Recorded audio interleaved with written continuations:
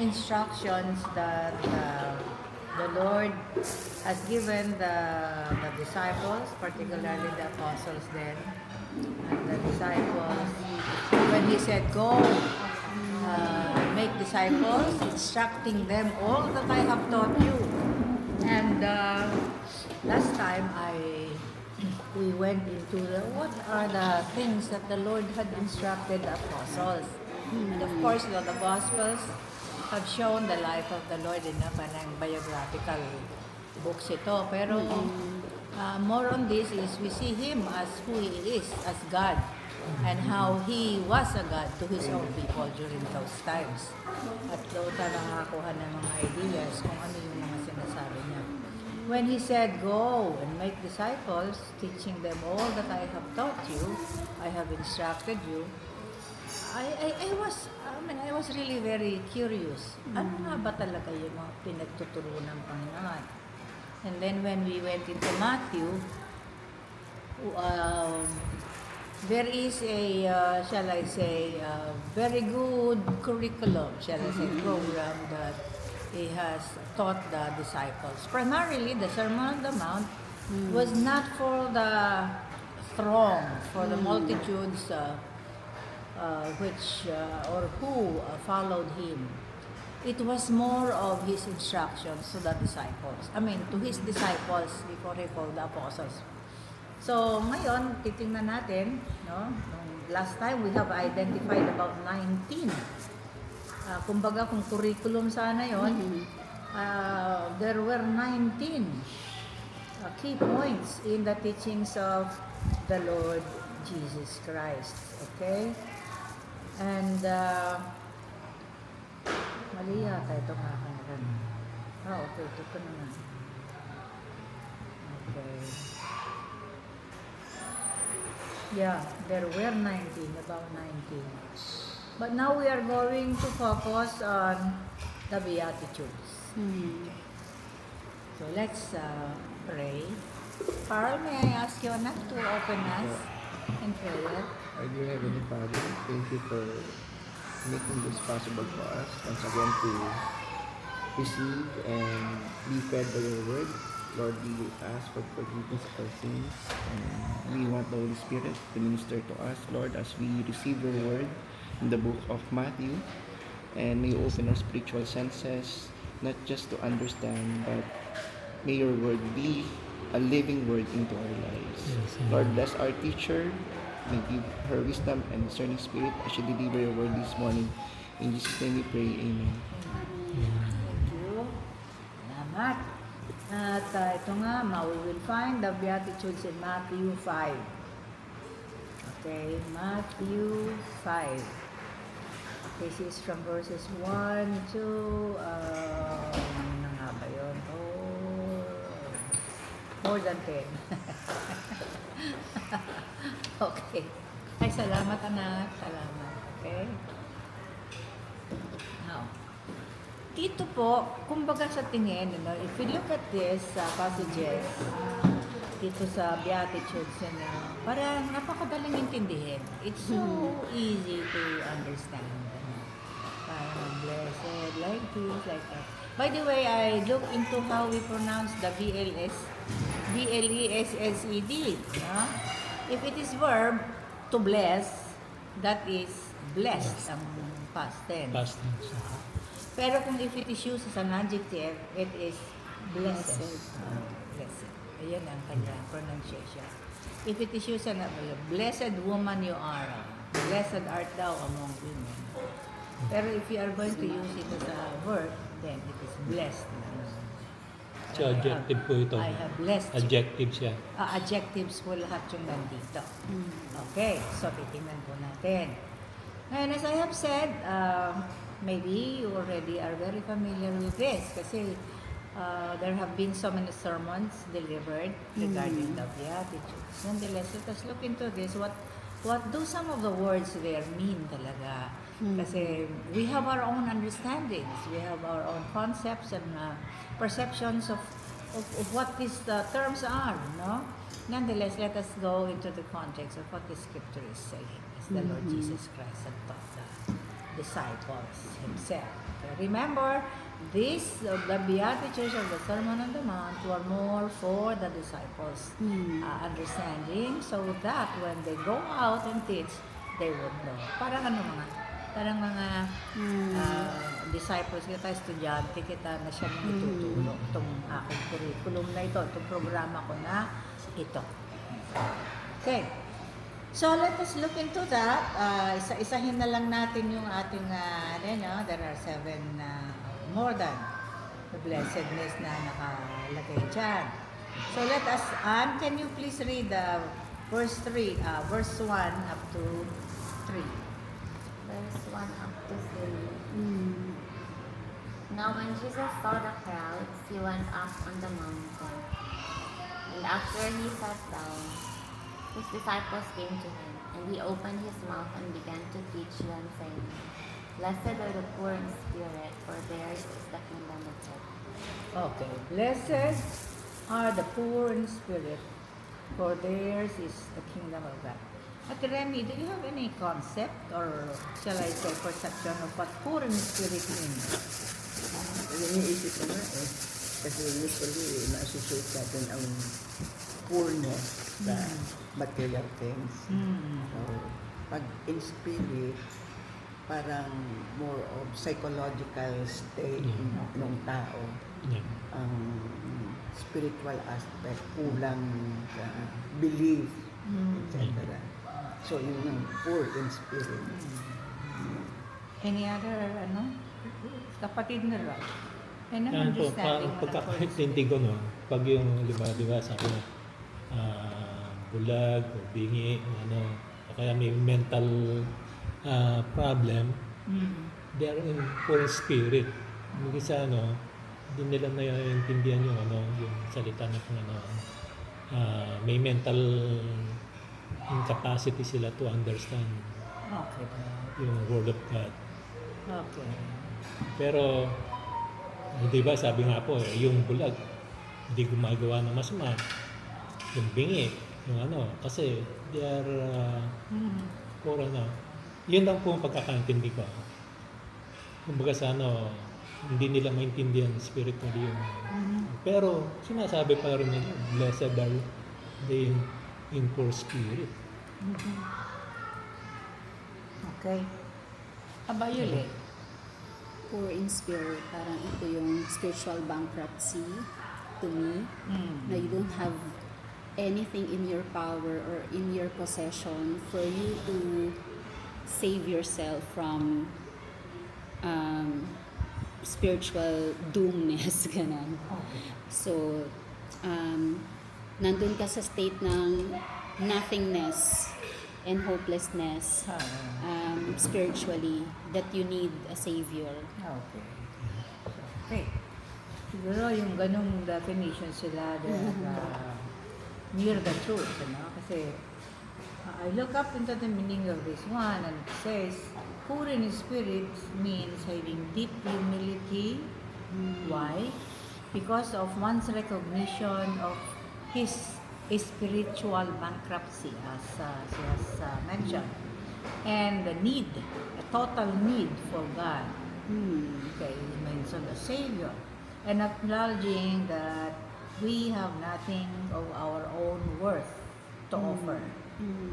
Essentially, we are like as beggars, begging for grace, not relying on our own self-sufficiency or material. Yun po ang poor in spirit. Okay? So parang talagang total spiritual bankruptcy. Pag sinabi natin bankrupt, wala na eh. Zero na yun. No? And yet, there is that essence of humility because of the recognition of our spiritual nothingness in the Lord. Poor in spirit. Parang kumbaga sa parang hopeless na hopeless ka na. Parang gano'n. May term tayo sa Tagalog yan eh. Patapon, kumbaga, no? Patapon. Poor in spirit. In terms of spirituality, patapon. Walang kakayahan. Di po ba yung nasa Olive, maraming tao, kahit 1,000 o 4,000. Kasi different people na may mga bulag, may bingi, tipid. That's right. Yung mga ano. Okay. Siguro kaya po na-mention ni Lord, itong mga poor in spirit talaga. Yun po ang pagkakaintindi ko. Kasi different people yung nasa crowd that time. Kaya siguro Lahat. na-mention ni Lord yung Lahat. blessed are those in poor in spirit. Kasi hindi sila nakakabasa ng Bible. Yung, nakakarinig. They are totally pero hindi sila nakakagawa ng masama dahil because of incapacity sila. Pero they are still blessed. Yun ang Okay. Pwede pa ba yun ma-associate yung sinabi din sa when Jesus looks at the crowd and he had compassion on them for they are like sheep without a shepherd. So parang so they're looking poor in the spirit because God sees beyond the physical need. They're lost. Yeah. They're lost. They don't have a shepherd to take care That's true. of spiritual. So, this is a spiritual posture of recognizing our utter dependence on God. Yeah. Okay? Utter dependence. Total dependence. To the max na dependence sa Panginoon. Okay. Leading to gentleness, openness to His will, and willingness to serve others. So whatever stature you may have, you may be rich, you may be middle ground, you may be poor, and so on like this. But if there is a recognition of who you are, yung talagang poor na poor ka talaga. You live in poverty, spiritual poverty too eh. Walang-wala ka talaga. And if you recognize that, in humility, we are totally dependent to God, to His leading, okay, to His gentleness. And then we will be open to His will, and it gives us the opportunity to become willing servants to others. So, mapamayaman ka man, mapa-middle ground ka man, or what, yung wala na talaga yun. Minsan ito, it is being compared to spiritual dryness basically. Spiritual dryness is like that, ano ba ako? Paano? Kristiyano ba talaga ako? Ako ba? Ganito, di ba? Nakakaisip tayo ng ganun kuminsan, lalong-lalo na kung parang you reach a point where parang everything is routine, no? Parang gano'n. Ano na lang siya, parang ginagawa mo na lang yan out of obligation or like this, and yet, that kind of dependence on God is wala. Yung ganong klase. You try to make do on your own. Parang ganon. So, this is what it means like being poor in spirit. At tapos, theirs is the kingdom of heaven. Okay. Yung kingdom of heaven is a key phrase throughout the Sermon on the Mount. Ano? Sabi niya ganyan. This is a key phrase from Jesus' Sermon on the Mount. Promising God's spiritual rule. This is a spiritual rule to those who are poor in spirit and to everyone. Humble, meaning humble, recognizing the spiritual need and relying on God rather than self for salvation. Kaya sabi nga kanina nila, the need of a Savior. Okay? So, this blessing, itong blessedness in terms of being poor in spirit, extends to other qualities, no? Like mourning, meekness, righteousness, highlighting of God's favor, favoring the spiritually humble, and those who seek Him. You remember niyo yung you remember the instance at the temple. There were two men. Yung isa, Pharisee ba yun? At yung isa naman ay talagang sa tingin niya makasalanan siya. Ang prayer ng Pharisee, Lord, thank you na hindi ako ganito, hindi ako di ba na?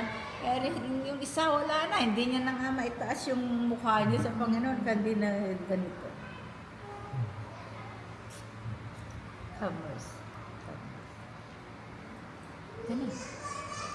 Wala kang K. Wala kang may pagmamalaki na kahit ano sa So, sabi niya yung kingdom ng Panginoon. Okay. Now, yung kingdom naman ng dito, ang pinaka-ano dito is, yung sa Kingdom of Heaven naman, okay, alam na natin to. It represents God's present and future reign. Okay? Where His will is done. Whether on earth, whether physically in heaven, or like this, does not matter. Sabi niya ganun. Dito tayo. Sabi nga, our being in heaven starts on earth. Isn't it? Kahit na may mga realities tayo of difficulties, sorrows, at kung ano-ano pang nangyayari, for as long as we are in the Lord, then we rejoice, no? Rejoice always. In everything give thanks na eh. According to the teachings of, sabi niya ganyan, in everything give thanks, for this is the will of God. Okay? Kaya na po natin yun, ano? Hindi ko na po sasabihin yung mga key concepts kasi nabanggit naman na natin yun. Okay. Second naman po. We are going to the second. Okay? Now, isa pa pala. I would like to say this also. What poor in spirit is not. It is not about material poverty. It's not just about material poverty. Yung talagang, alam na natin, nakatira sa ganito, ganyan, sa kahig, sangto ka, yung gano'n, minsan hindi pa kumakain. Kahit na related ito sa spiritual poorness, no? But a deeper spiritual posture. Hindi lang material. Deeper spiritual postures. It is not about self-disgust or wallowing in despair, but recognizing to find strength. So yun po yun. It is not self-disgust or wallowing in despair. Ganito na lang ba ako? Hanggang dito na lang. Yung mga ganyan na, it's not. Wala na ba akong ibubuga? Wala na ba akong ikakasakong baga sa salitang kalyan? Okay, now, Ating Rems, pakibasa po yung verse 4. Verse 4. Ano po? Blessed are those who mourn, for they will be comforted. Ayan. Morning. Alam po natin, pag namamatayan tayo, nag-mourn. Minsan, hindi nga natin masabi yun ng diretsahan.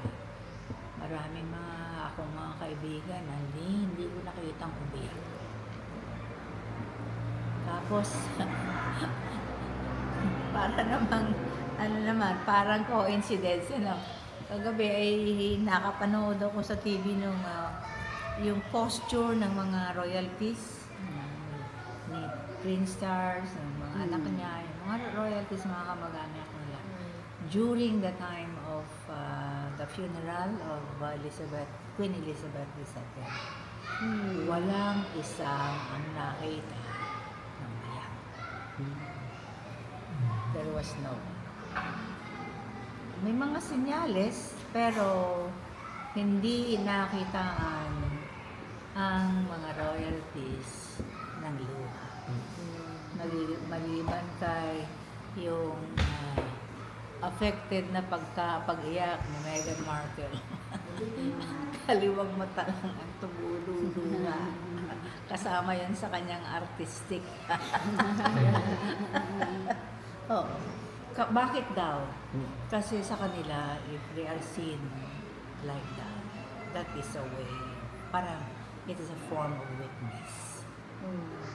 Hindi nila ipapakita yun. Kasi parang, kung alam ko, nag-mourn talaga sila. No? Nasa mukha naman nila. No? Pero yung pag-total na pag-iyak na talaga, Hindi ka nang wala. Pero meron isa sa kanila, chismis lang to. Kita ko lang to sa YouTube. Si Queen Elizabeth II, when Diana died, she shed tears.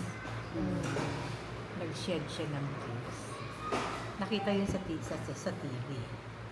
Nagpunas na yun. Well, anyway. So, blessed are those who mourn. Anong ibig sabihin natin ito? Again, siguro po sabi, those who mourn, recognizing one's sins, should lead to mourning and longing for God's forgiveness and healing. Sabi nga po sa 2 Corinthians 7 verse 10, godly sorrow brings repentance that leads to salvation without regret.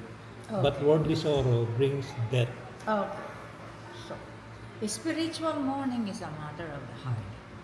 This is spiritual mourning. It's not the physical. Kasi expected na naman natin na tayo naman ay alis talaga, no?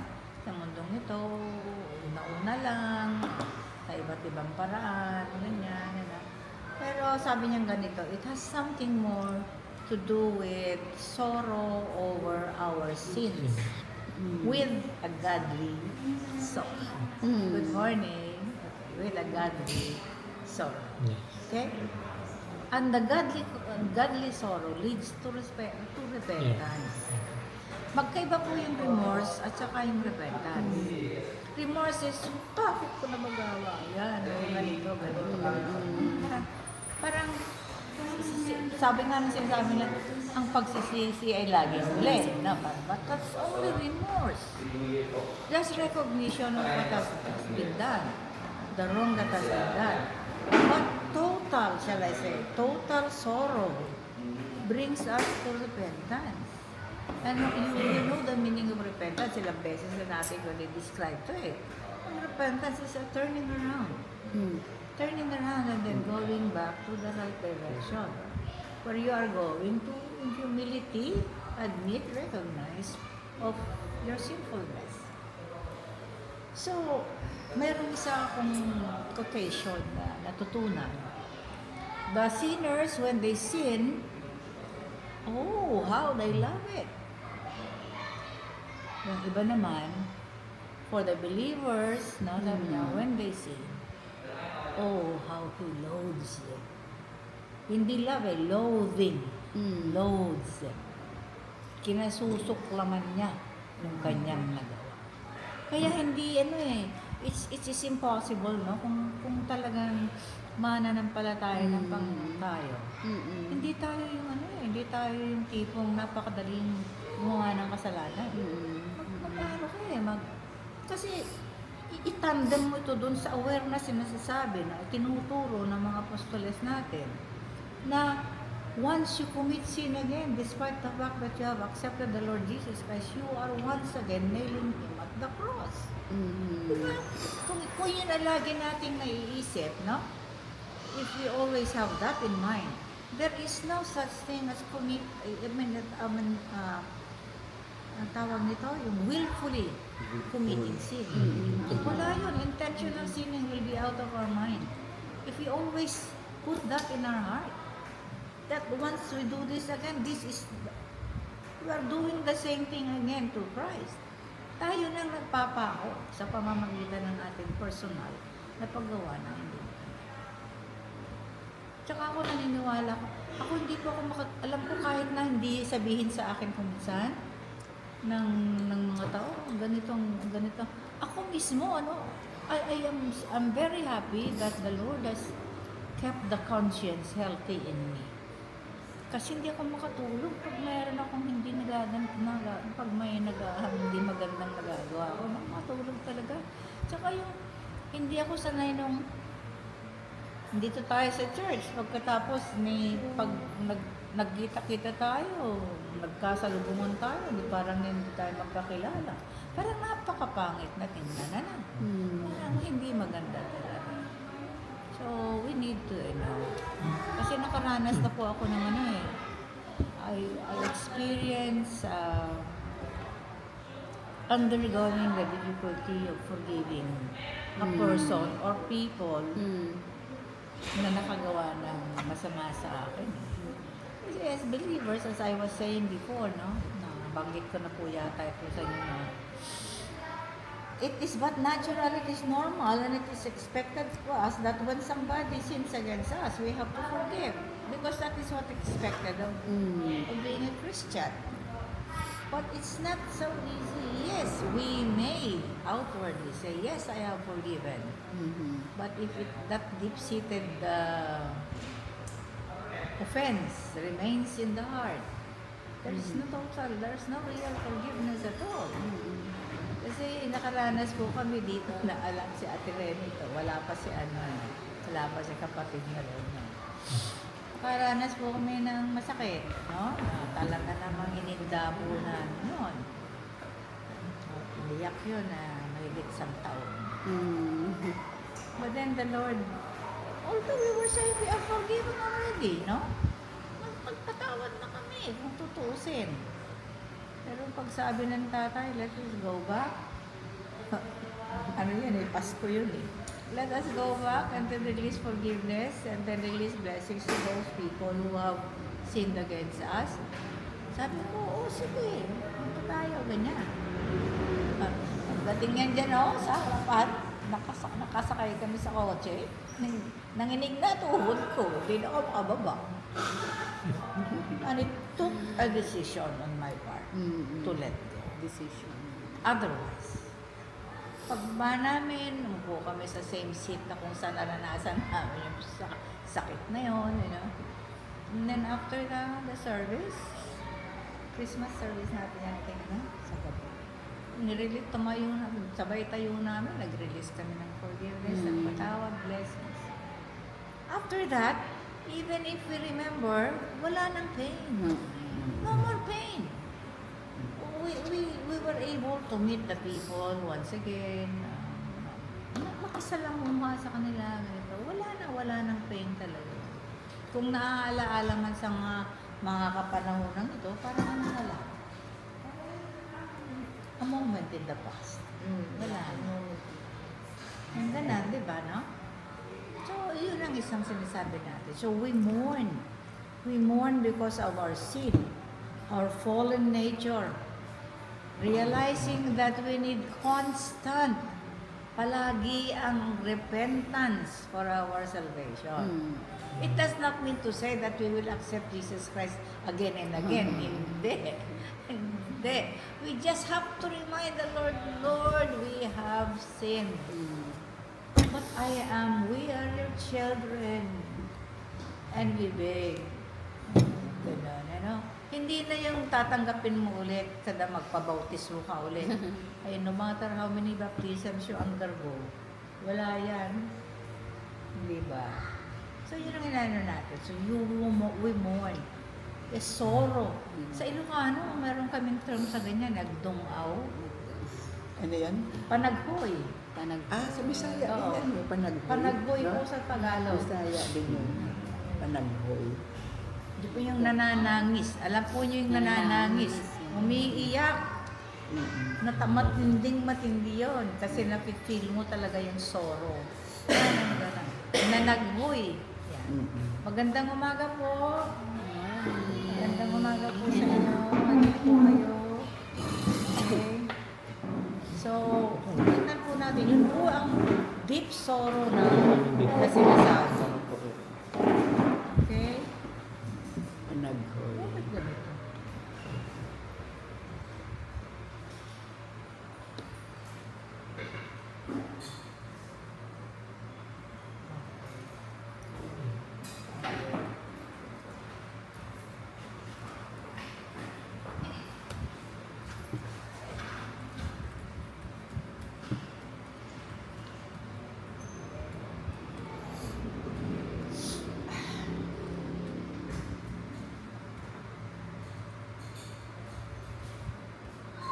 Okay.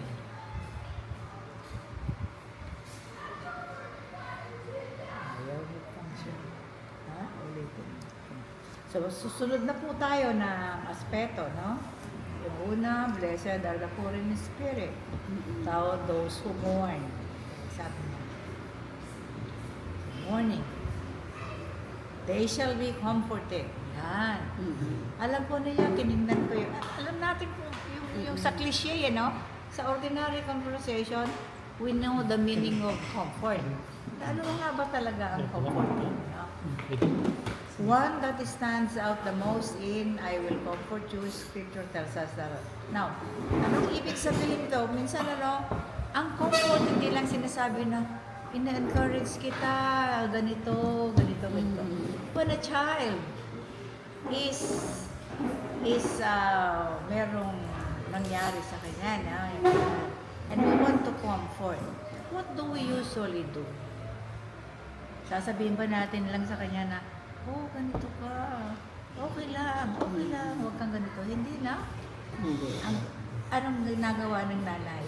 We listen to the We listen, okay, hindi na mag-listen. Ano pa po? Card. Ibibili kita ng Ibibili kita. Sa Rod. Yan lang. Ay, kodigo ko dyan. Hindi. Ano nga ulit tanong?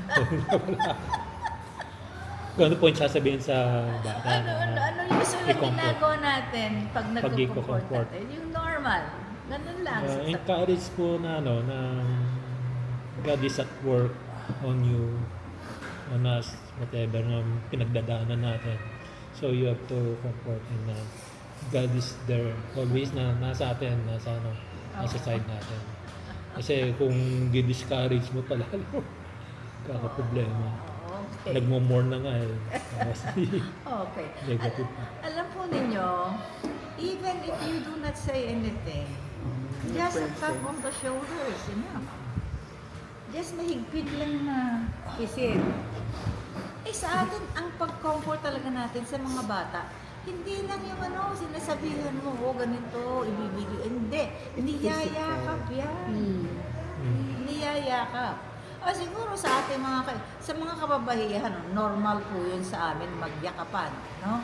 Eh sa inyong mga lalaki, medyo mahirap yata yun, kasi baka kayo mapagkamalan. Pero totoo, may mga magkakaibigan na nagyayakapan at umiiyak. Nakiki-mourn. Yeah. You cry with them as well. Di ba? Mag-mourn ka din. Kasi ako, natatandaan ko po ng maliliit yung mga anak ko. Kahit ngayon, pagka ang anak ko ay nasugat, ako nakakaramdam ng sakit. Yung pagkahiwa na gano'n, antimanong mararamdaman ko yun sa sarili kong katawan. Ganun po yung comforting. You feel not only, hindi you will not just empathetic into this, talagang mafe-feel mo na parang kasama mo. Kung yung daliri mo nga, na maliit na yan, pag inatusok ng karayom ay ang damang-dama mo, ang sakit ng buong katawan. Buong katawan, nakakaramdam mo sakit ng kikit na ito. Kikit po ang tawag sa amin sa ganito sa kalingkingan. No? Pag natusok ko yan, siguradong dama ng buong katawan niya. Ganun din po ang mourning and comforting. No? We feel the pain of the person. We put ourselves into our feet, into the shoes of the mourning, of the mourner, I mean. Okay? So, ganun po yun. We comfort not by words. Kahit walang salita konting pisil, konting akbay. Madama mo yung inilatag, shall I say, nung tao, yung kanyang ulo sa balikat mo, but it's already comforting. No? Kita natin po yun. So yan po yung sinasabi natin. Jesus Christ cradles us in His comforting embrace. Much like a mother soothes her crying infant. Think of a child, scared of the dark, seeking refuge in their parents' embrace. Yun po yung mourning. Yun po yung comforting. Okay? Pakita po natin. Pero minsan po, di ba, kasi nasa digital age na tayo, kumbaga sa malayo yung lubaw, yung anak ko malayo. May pinagdadaanan. Sometimes you have to comfort him or encourage him through messages. Encourage mo siya. Diba, yung gusto namin, nasa Australia, may pinagdadaanan, minsan i-comfort mo po siya na God is always there, nasa sitwasyon mo. Always reminding po na si Lord nandiyan lagi sa mga whatever yung sitwasyon natin. At usually po, sa mga funeral, yung namatayan, talagang i-embrace mo siya na by touch. Pero pag malayuan, using the social media, comfort others. alam po nyo, sometimes, nakakasawa yung pag may namatayan. Condolences, condolences. What does it mean? It's just a cliche. Why not write something like, I feel your pain. Share word. I am with you. Yeah. Tama na yun eh. Kasi parang nakasanayan po kasing condolences. Eh, parang ganun condolences Pero pwede ka na. mag-cite ng ano rin ng Bible verse na to comfort Oo, ano na yan siya. person. Kung minsan, it also depends upon the mental, emotional state of the receiver pag mag-ano ng condolence. Kasi, recently, we lost a classmate. Katapos, kami, halimbawa ako, condolence, we do not know very much the family. Yeah. Kasi nasa abroad eh.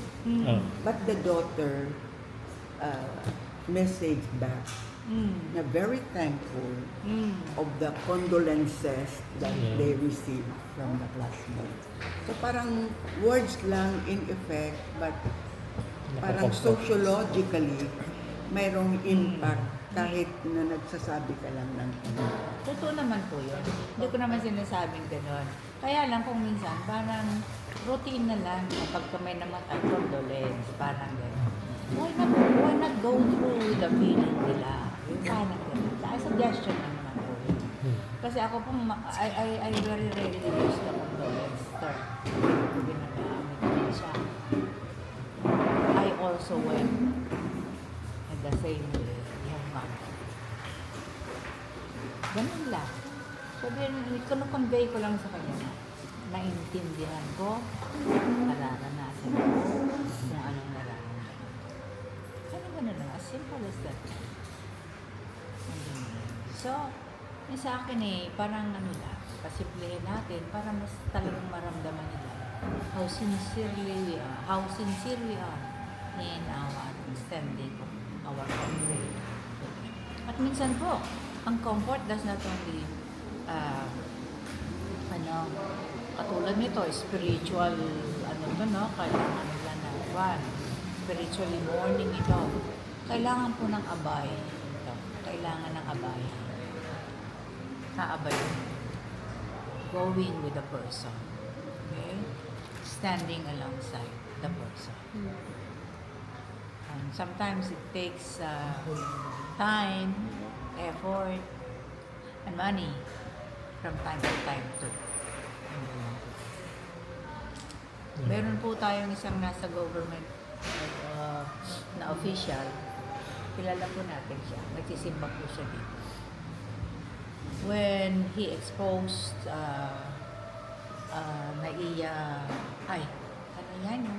yung agency ng pan? Basta nag-expose siya. Tapos ngayon, maharas talaga siya ng opisina. Tapos, ang nangyari, nagtago. Kasi papatayin talaga siya. Government ang papatay sa kanya. Nagtago siya. Pagkatapos, ang nangyari sa kanya, wala siyang trabaho. Binata pa siya, wala siyang trabaho.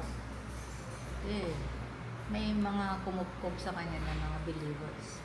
IBCF rito. May kumupkop sa kanya. Hanggang sa, natapos yung case niya. Pinakain siya, sinama sa bahay, as pamilya, and so on and so forth. Sometimes we have to do that. Okay? Yun yung mga sinasabi natin kung minsan na mahirap gawin. But giving refuge to people who are in need, kailangan. Si tatay din nagkaroon ng ganyang experience. Give refuge to an individual who was also, target ng government persecution and so on and so forth. He took him in. Let him stay at our place, yung ganang klase. Even among believers, kinukondem ang tatay. Blah, blah, blah, blah. Later on, not guilty. Hindi proven guilty yung kinupkup ni tatay na yun. So parang, isasalang mo, pati yung reputation mo kung minsan. Ang tingin nila dun sa tao na yun na swindler, ganito siya, ganyan siya. Pero si tatay, nagtiwala sa kanya. They trusted him as his brother in the Lord. Kept him in refuge, no? For some time. Then afterwards, natapos yung case, exonerated naman ng tatay. No? Kasi, ano na yun siya. But it took it. It took the risk. Sometimes we have that challenge. Now, number 4. Ay, 5 pala.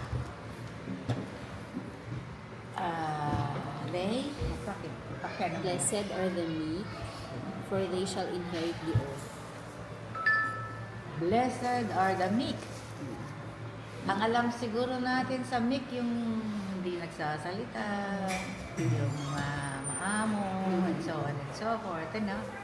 Ito pong meek na ito is showing humility also, gentleness, God-fearing. Okay, God-fearing. So, itong phrase na ito na blessed are the meek, ay yun po ang characteristic. Okay? Meekness. At alam po ninyo, in terms of a deeper meaning of meekness is strength. There is strength, but it is controlled. It is under control. Meekness. It is intentional, not releasing the power in you. Wala. Hindi ka magpapakita ng kalakasan mo, kayabangan mo, kinokontrol mo yun kahit, di ba nga si Jesus Christ when he was, sinampal, hit on the face, when he was slapped before the governor, by yung isang temple, attendant, medyo umalma siya eh. Sa tingin mo ba, hindi ko kaya, yun yung kanyang sinabi ko, tatagalugin ko yung kanyang reaction na yun, ano? Sa pag-akala mo ba, hindi ko pwedeng tawagin yung mga host of angels to defend me? Meron siyang ganun, ano? Pero, kahit na nasabi niya yun, kinontrol niya yun. Nasabi niya yun. Talaga yun. Yung sa Ilocano, na isang out na yun, ano? Nasabi niya. Kaya ang lahat ng tao, meron ganung tendency. But in meekness, you control your power, you control your strength. Sabi niya ganyan. You submit. Submit in humility. Okay? Hindi yung parang free for all tayo, sky is the limit. Sabi niya, it involves acknowledging one's limitation. Putting God's will before personal desires. And that's result to serving others. Yung ganun. It is the will of God ang iyong nagagawin. Sabi nga ng Panginoon pag sinampal ka sa kabila, i-offer mo yung kabila. Pag binato ka ng bato, anong babato mo? Pandesal. Tinapay na frozen. Pandesal na may ano. Na may Alam cheese. ba to? Tigas Di na. ba? The Lord is saying that, for those who are cursing you, you pray for them. Correct. Say bad words about you, still do good to them. Sabi niya ganyan. Do good to all these people. Ganyan. And then in meekness is, lalabas dito ang trust in God. Si tatay talagang ito ay inaano talaga. Whenever tatay was under challenges doon, na hindi maganda na appearance, palagi niyang sinasabi, don't worry. The Lord has promised me already, sabi niya. Sabi niya sa akin, vengeance is mine, says the Lord. Palagi niya sinasabi, sa totoo lang, hindi to biro. At nakikita namin how the Lord works.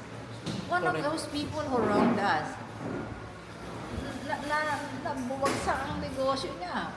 Nasunog opisina niya. Halos anong tawag yun,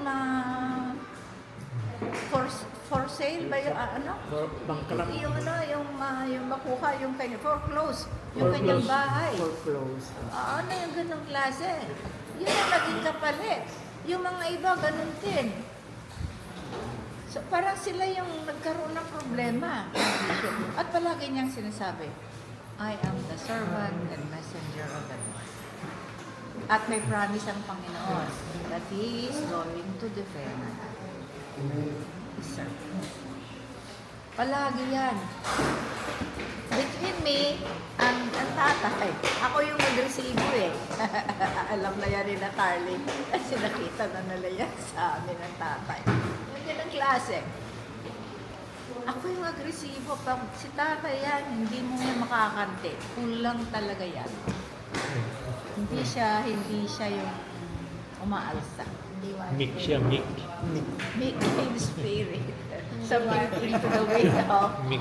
God. Okay, sabi, nagtatrust siya sa Panginoon. Make individuals trust God to vindicate them rather than seeking personal revenge. Walang himik. Okay po. Walang himik. So yung ganong klase. So, again, ang ano nito, ang kapalit ay the present and the future. Sabi niya, God's kingdom again is promised. Okay? So, yun po sinasabi.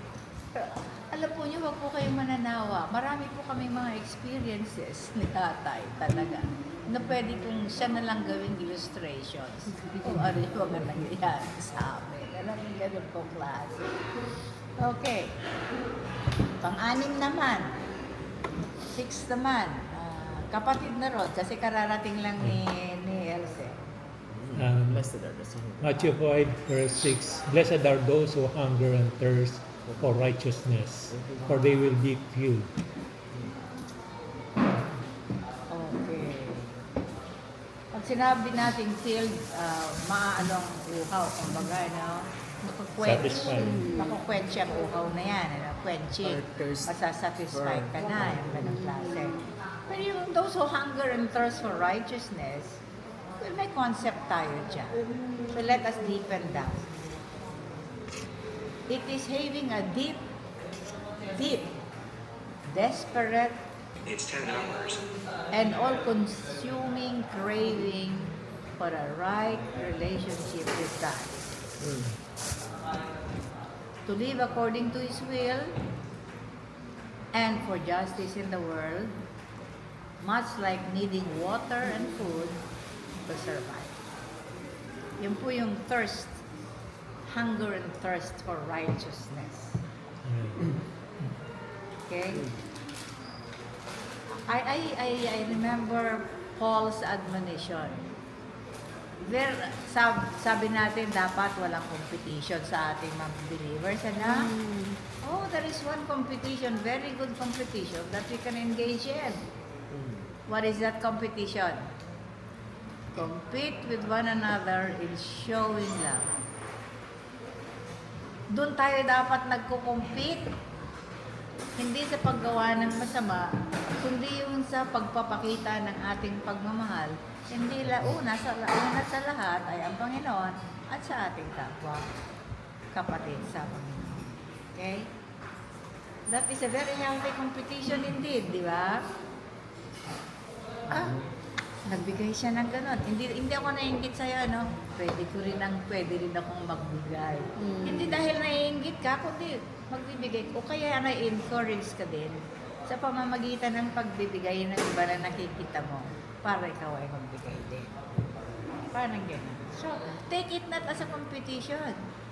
Oh, I can give better than that. Hindi yung gano'n ang attitude. Hindi yun eh. Lord, I want also to give. Just like Moses. She inspires me to give. So, yung ganong klase. Tingnan natin yun. So, hungering deeply, desperately, and cravingly for a right relationship with God, to live according to His will, and for justice in the world, much like needing water and food.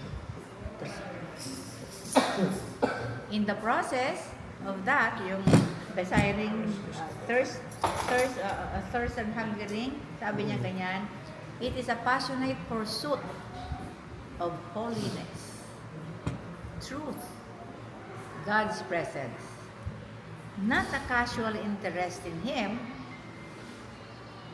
Hindi yun, sabi niya. But taking it that with the promise that those who seek them like hungering and thirsting will be truly satisfied by God. Diba kung minsan? Nakakaranas tayo ng ganun eh. Ng mga spiritual dryness tayo kung minsan. Now we would like to ano mo naman ako, parang kumbaga sa halaman, i-water mo. Para maging malago na naman ako. Okay. Meron pa po tayong hanggang kayo po ay napagsabihan na kailangan na po matapos ang ating Ayan. okay. Mamaya, masermon na naman ako. So, titigil na po natin. Okay? Amen. So, nakita po natin the blessedness. We are using blessed as an adjective, not a verb. An adjective. So, those who do these things or who are in this state, status, or state, ay talaga ang tingin ng Panginoon sa kanila. Pinagpala. Kasi siya yung nag-ano eh.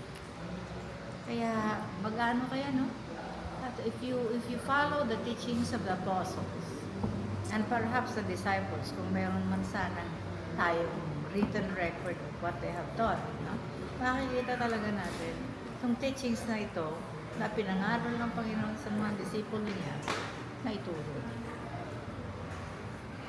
Yun po yung essence na. So kaya tama din yun para po sa IBCF. Kami po sa IBCF, pag nagtitrain ng leaders, hindi po kami kumukuha ng sobra-sobra. Tama na po siguro yung 3. Ganyan, pinakamadami na ng 7.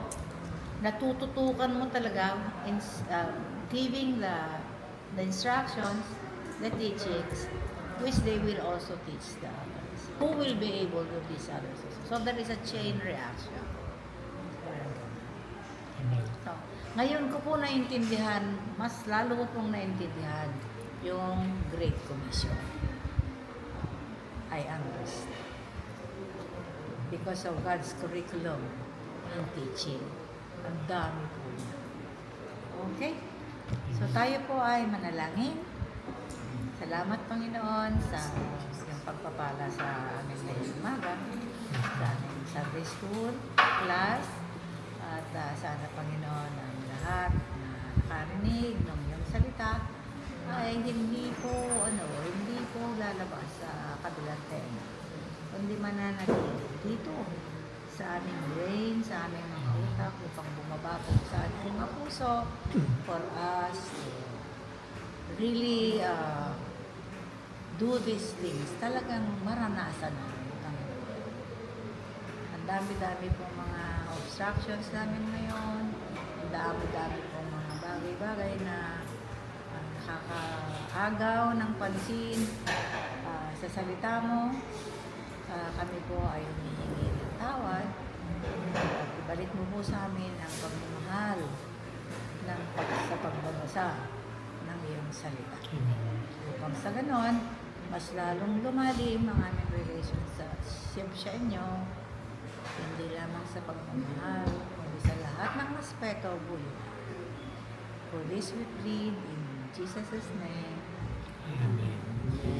Meron po tayong dongkin, meron po tayong pang-relation. Meron po tayong Happy New Year. Happy New Year.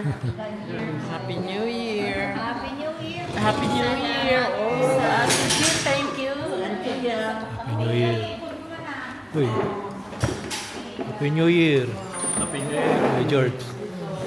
Thank you for the blessing. Blessing. Okay po. Tayo po ay